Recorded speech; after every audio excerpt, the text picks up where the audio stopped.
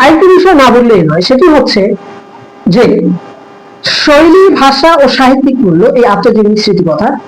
মোহাম্মদ নুরুল হকের প্রধান শক্তি তার স্বতঃস্ফূর্ত ভাষা এবং আঞ্চলিকতার চরম একটা চমৎকার মেলবন্ধন। তিনি অপ্রয়োজনীয় অলঙ্কারের ভারে লেখাকে ভারী করেনি এবং নোয়াখালী চরাঞ্চলের রূপকথাকে তিনি যেভাবে উপলব্ধি করেছেন ঠিক সেভাবেই উপস্থাপন করেছেন মূলধারার প্রমিত বোধ দিয়ে। নদী পার হওয়ার সময় নিজেকে হাল ভাঙা জাহাজ বলা, পড়ার ঘরের কোলাহলে মরুভূমিতে বালুতে উট পাখির মুখ বুজে রাখার রূপক, কিংবা পিতৃত্বকে গ্রিক দেবতা হারকুলিসের সাথে তুলনা করা তার কবি মননের পরিচয় পাওয়া যায়। জীবনের যত চিহ্নগুলো, যদি আমি শুরুতে বলতে চেষ্টা করেছিলাম সেটা উপন্যাস, এটা আসলে কাল্পনিক উপন্যাস, এটা আসলে কিছুটা মহাকাব্যিক উপন্যাসের মতো। 1 থেকে 50 পর্বের এই স্মৃতিকথা লেখক মোহাম্মদ নুরুল হক তার জীবনের প্রথম 19 থেকে 20 বছর অর্থাৎ 1976 থেকে 95 দিনপঞ্জি লেখেন। এবং এই দিনপঞ্জিতে তিনি আসলে কি দেখাতে চেয়েছেন? তিনি দেখাতে চেয়েছেন আসলে সোনালী সময়ের অতীত ইতিহাস।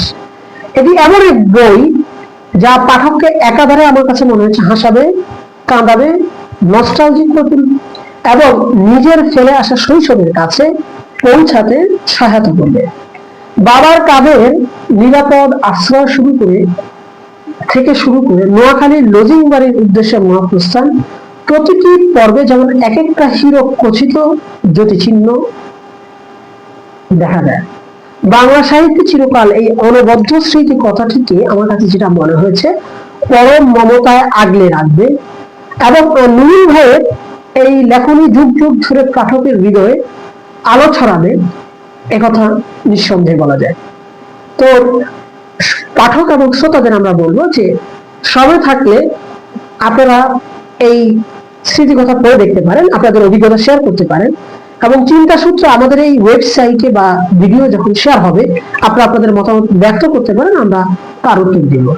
আগামী সপ্তাহে হয়তোবা অন্য কোনো বিষয় নিয়ে আবারও আপনাদের সামনে আসবো আমি, শামস আরিফিন। এই পর্যন্ত সবাই সুস্থ থাকুন, ভালো থাকুন, ধন্যবাদ।